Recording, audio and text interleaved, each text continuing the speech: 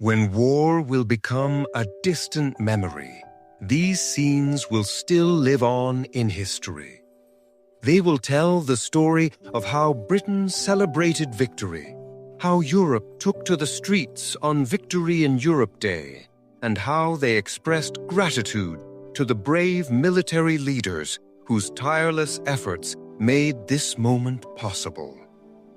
On Monday night, the first flashes of news had already reached Whitehall, Washington, and Moscow. Even before the formal announcement of surrender, Britain could not hold back its joy. People poured into the streets, the air filled with jubilation. It was as if an entire nation leapt together in the ecstasy of freedom.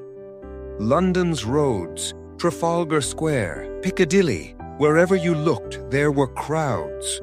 For days, every square of the city turned into a stage of celebration, and the purpose was one: to express through music, dance, laughter, and cheer the indescribable joy of liberation.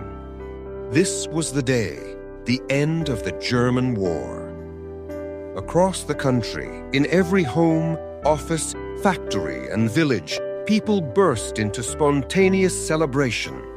After 6 long years of horror, uncertainty, and tears, this was a moment of great deliverance. War-torn Britain still carried its scars, its cities and villages destroyed. The sky of London still remembered the fire of bombs, the ruins, the loss of loved ones. But one thing had endured: the courage and character of the British people. News spread quickly from north to south: Manchester, Glasgow, Cardiff, Birmingham, London. In every city, in every town, big or small, the celebrations began.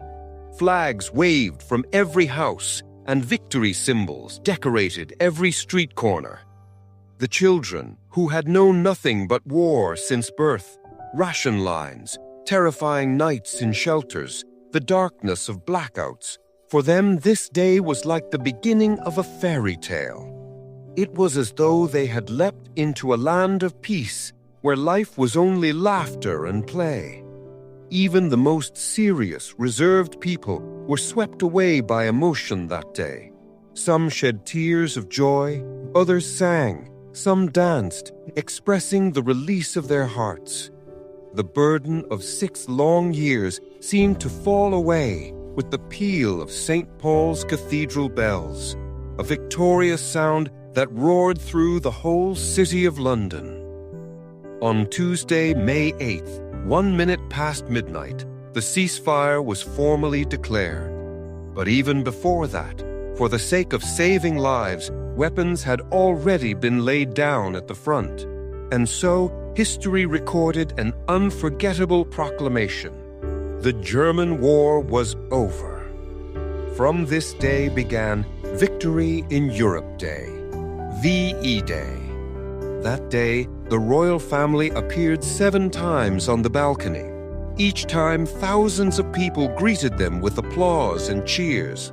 On the faces of the king, the queen, the princes and princesses, there was a mixture of weariness, relief, and profound gratitude.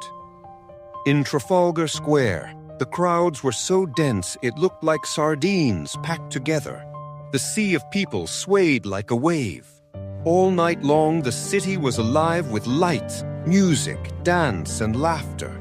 And then, on a balcony in Whitehall, a familiar figure appeared: Winston Churchill, the architect of victory, the man whose steadfast leadership had brought Britain out of darkness into light. With his presence, the jubilation doubled.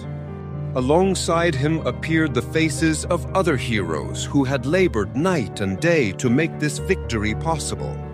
Nelson's column, standing tall in the heart of London, seemed once more to bear witness to history, joining the memory of past war heroes with the symbol of a new triumph. In London skies, amid the lights of joy, the laughter of crowds, and the voices of the people, one sound rose above all: the sound of peace. From the heart of the capital of an ancient empire, there came a call, let us all give thanks, let us all celebrate, and let us remember the sacrifice that brought us to this day. Today, this is not merely a celebration, it is the beginning of a new journey. Victory in Europe Day, the promise of a new world.